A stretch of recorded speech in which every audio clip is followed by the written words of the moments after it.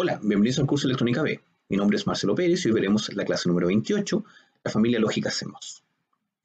El nombre CMOS viene de complementary MOSFET, es decir, el uso de transistores MOSFET complementarios, de canal N y de canal P. ¿Cómo opera? ¿Cuál es su principio de operación? Bueno, para eso vamos a ver cómo opera primero cada uno de los tipos de transistor. El MOSFET canal N, o NMOS, le vamos a llamar así en adelante, si la corriente, el voltaje de entrada es menor al voltaje de pinch off, ¿cierto? El voltaje de umbral, no hay corriente. Entonces, si no hay corriente, el voltaje de salida vamos a considerar que se conecta directamente al voltaje VDD. Y pueden ver acá arriba, en línea roja, el voltaje de salida. Y esa condición se mantiene hasta que el voltaje de entrada logra llegar al voltaje de pinch off. En ese caso, cuando llega ese voltaje, la corriente crece siguiendo la ecuación cuadrática que vimos en la clase anterior. Y por lo tanto, la corriente aumenta, haciendo que, si la corriente aumenta, por supuesto, la caída de tensión en la resistencia RD empieza a crecer y por lo tanto el voltaje de salida empieza a disminuir. Este voltaje puede llegar solamente hasta 0 volts, solamente puede llegar hasta el voltaje conectado en la fuente. Por lo tanto, hay una corriente máxima que puede circular por acá y que está dada cuando este voltaje es cero, es decir, el VDD partido por RD.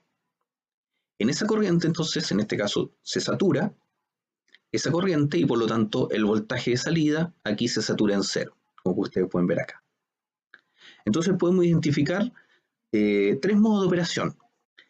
El corte, cuando es antes de llegar al voltaje de pinch off, luego la zona lineal entre el voltaje de BP hasta cuando empieza a subir hasta la saturación de la corriente o hasta que el voltaje llegue a cero y luego una vez que el voltaje llega a cero, la saturación.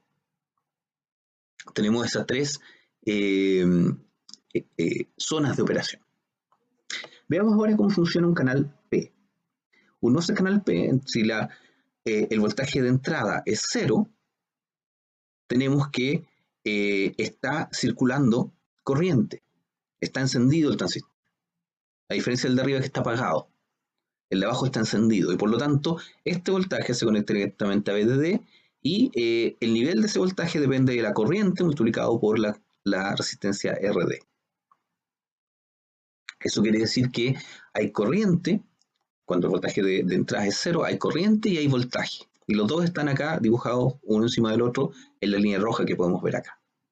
Luego, en un cierto voltaje, en este caso 4 volts, ese voltaje se empieza a desaturar el voltaje, ¿cierto? Es decir, este voltaje es distinto de cero y por lo tanto empieza a haber una disminución en la corriente y también en el voltaje de salida. Recuerden que acá, a diferencia del de arriba, el voltaje de salida es proporcional a la corriente. En el de arriba es al revés. Por lo tanto, comienzan a bajar tanto la resistencia como, la corriente como el voltaje, hasta que llega al voltaje pinch off, en donde la corriente de acá es cero, y como la corriente es cero, el voltaje de salida también va a ser cero. Aquí también podemos identificar tres zonas de operación: la zona de operación de saturación, la zona de operación lineal y la zona de operación de corte. Ahora, ¿qué pasa cuando utilizamos al mismo tiempo transistores tipo N y transistores tipo P? P-channel y N-channel. Pueden ver que en la primera parte, aquí en este ejemplo en particular entre 0 y 4 volts, el transistor N está en corte, el P está en saturación, y en ambos casos el voltaje de salida es el máximo, VDD. Luego, entre la otra zona que podemos identificar es entre 8 y 12 volts, tanto arriba como abajo, el de arriba está en saturación, el N, el P está en corte, pero en ambos casos el voltaje de salida es cero. Y entre medio de 4 y 8 volts, uno de los transistores está en corte, mientras el otro está en zona lineal.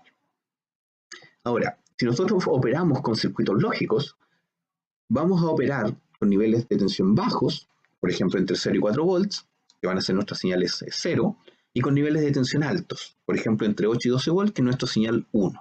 Por lo tanto, la idea es configurar este tipo de transistores de tal forma de operar fuera de la zona lineal, operar solamente en corte y en saturación.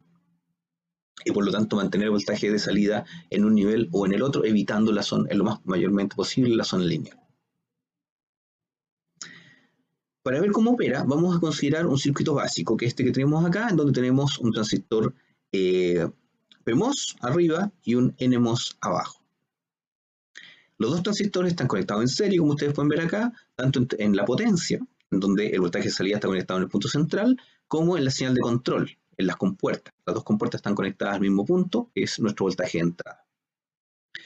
Supongamos ahora que nuestro voltaje de entrada es VDD. Si es VDD, entonces existe un voltaje VGS en el transistor de abajo, por lo tanto se enciende, pero el voltaje de arriba, como es VDD, no hay conducción en el voltaje, en el transistor de arriba, está apagado, por lo tanto está off. En esta condición, el voltaje de salida, este punto de acá, va a estar conectado a tierra, por lo tanto es cero. Si el voltaje de entrada es cero, tenemos que no hay voltaje gate con puerta fuente, ¿cierto? Voltaje GS en el transistor de abajo, por lo tanto está apagado, pero sí hay un voltaje GS en el transistor de arriba. Y por lo tanto ese está encendido. Como este está encendido, el voltaje de salida se conecta directamente a VDD.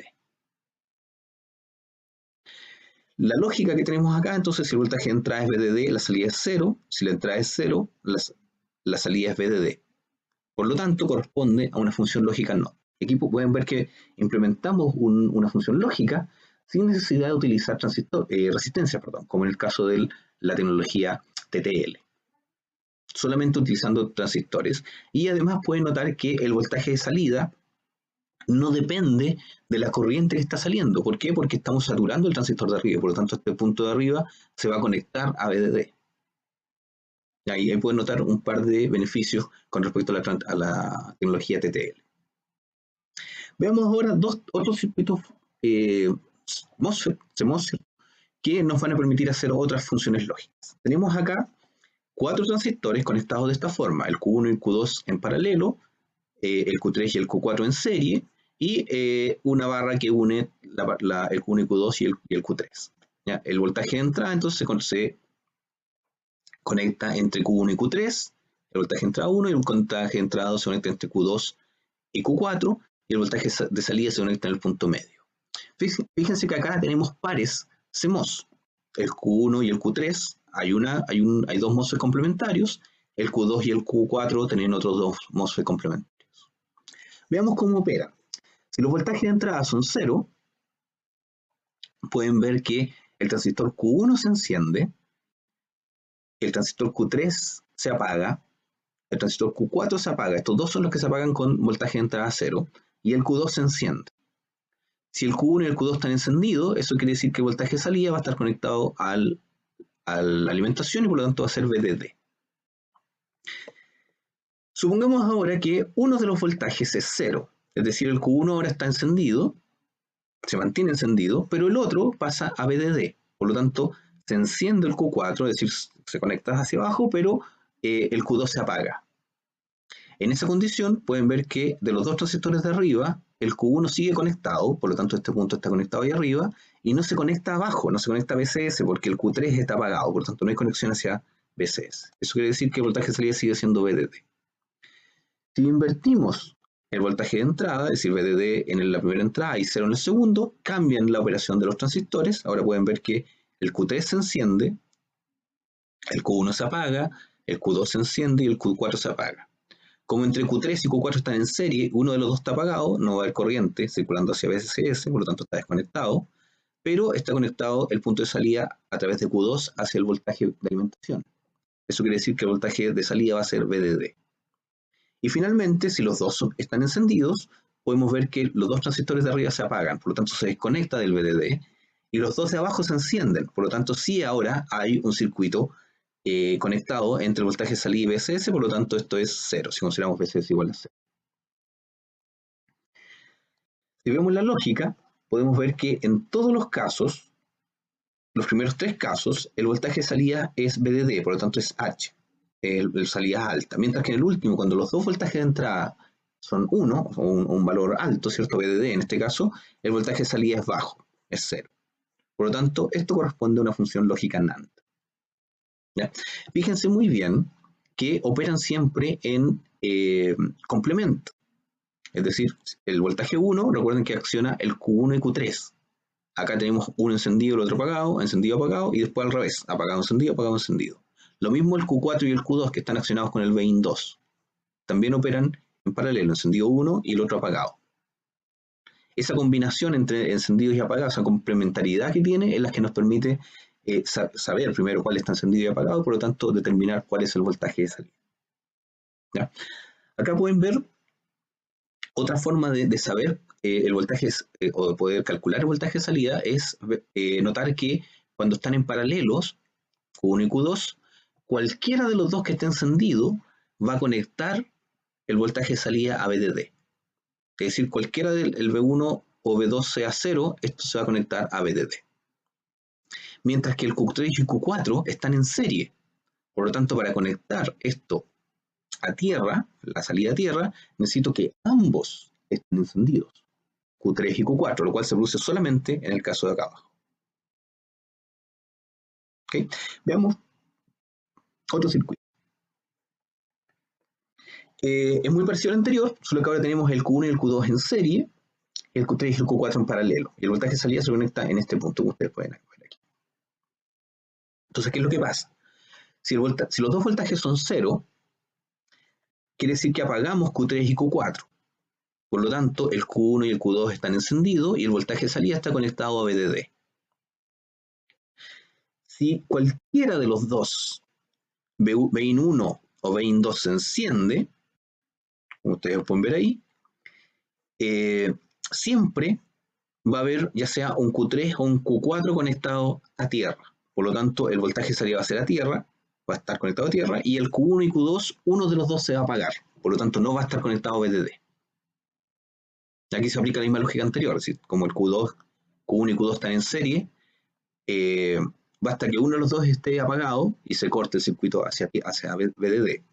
Como el Q3 y Q4 están en paralelo, basta que uno de los dos esté encendido para que se conecte a VSS, en este caso 0. Y en el caso en que los dos voltajes estén encendidos, tenemos conectados Q3 y Q4 y apagado Q1 y Q2. Entonces, en este caso, Vout va a seguir siendo 0. Si resumimos la lógica de salida, tenemos que solamente en la primera condición, cuando los dos voltajes de entrada están en un nivel bajo, el voltaje de salida está en un nivel alto. Por lo tanto, en todos los otros casos, el voltaje de salida es un nivel bajo. Eso quiere decir que esta función es la función lógica NOR, y como ya vimos en la clase anterior, con el NOT, el NAND y el NOR podemos generar cualquier función lógica que nosotros queramos, combinando estos tres funciones lógicas básicas. Ahora, podemos notar que, o podemos ver que hay distintos tipos de salida. En este caso no se requiere un circuito adicional, como en el caso del OJT. No necesitamos un circuito adicional para la entrada ni un circuito adicional para la salida. Acá la compuerta lógica es directamente los transistores Q1, Q2, Q3 y Q4. Lo que sí se agrega, cuando ustedes lo ven en algún circuito en algún momento, en una hoja de datos, van a poder ver que hay protecciones tanto a la entrada como a la salida. Protecciones diodos conectados a tierra o a VDD. Eso es para proteger las entradas de los transistores. Ahora, en términos de salida, hay dos tipos de salida. El BJT, ¿cierto? La familia TTL permitía la salida con colector abierto, open collector. En este caso tenemos dos tipos de salida. Una se llama open drain o drenaje abierto y el otro se llama alta impedancia. En el caso de la alta impedancia, se agregan dos transistores adicionales justo antes de la salida, es decir, estos dos transistores QH1 y QH2. Son del mismo tipo.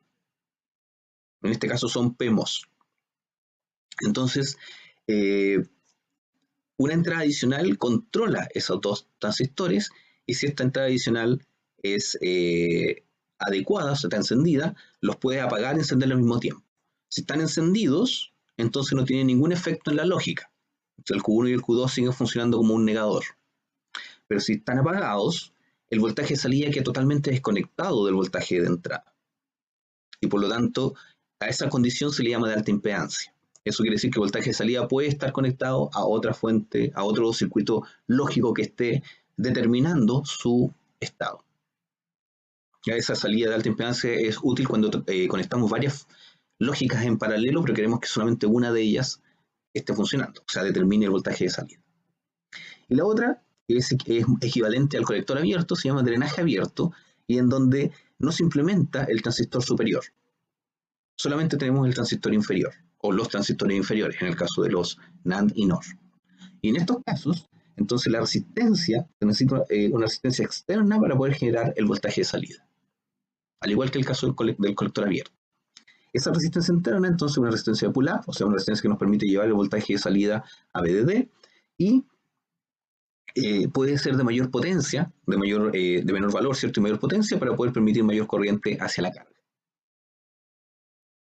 Las principales características de esta tecnología es que utilizan transistores MOSFET. Por lo tanto, no requieren una corriente continua de entrada en la compuerta. Solamente necesitan mantener voltaje, pero no requieren corriente para mantener el voltaje de salida. Utiliza transistores complementarios, siempre un NMOS y un CMOS. No utiliza resistencia. Como no utiliza resistencia y no requiere corriente continua, las pérdidas que se generan son mucho menores. Y eso permite miniaturizar este tipo de transistores. Y este tipo de tecnología es la que ustedes ven en los microprocesadores, por ejemplo, donde tienen cientos de miles de transistores en un solo chip. Se utiliza como reemplazo de la tecnología TTL y tiene la ventaja de que permite una mucho mayor flexibilidad en los voltajes de alimentación. Estos voltajes de alimentación van del orden del 1.8 volts, por ejemplo, para microprocesadores, hasta los 36 volts en el caso de que se ocupen transistores MOSFET para utilizarlos con alto voltaje. Otro aspecto importante es que en términos de implementación física es mucho más fácil que implementar este tipo de tecnología que implementar una tecnología TTL. ¿Por qué? Supongamos que esto que tenemos acá arriba es el circuito de un negador complementario. Entonces el voltaje de entrada, tenemos el voltaje de salida, es el negado del voltaje de entrada. Y ustedes pueden ver las distintas conexiones entre las compuertas y el drain y el source.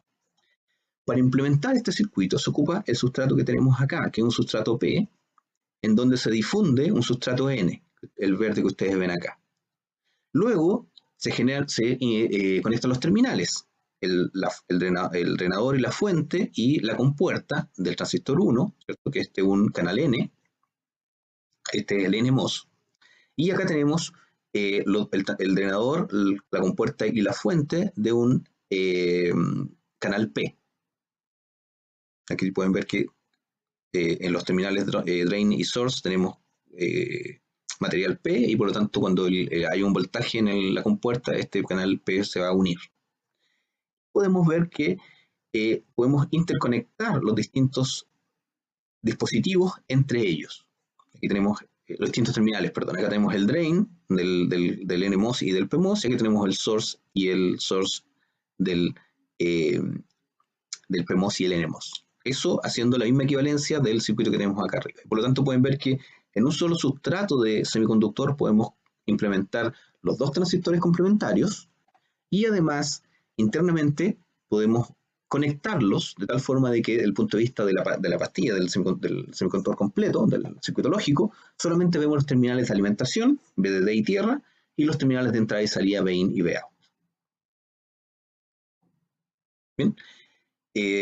Esa facilidad de implementación también es lo que ha hecho que sea mucho más fácil de construir y su precio menor, y por lo tanto puede ser mucho más fácil la miniaturización de este mismo dispositivo. Bien, con esto terminamos la clase de hoy. Muchas gracias.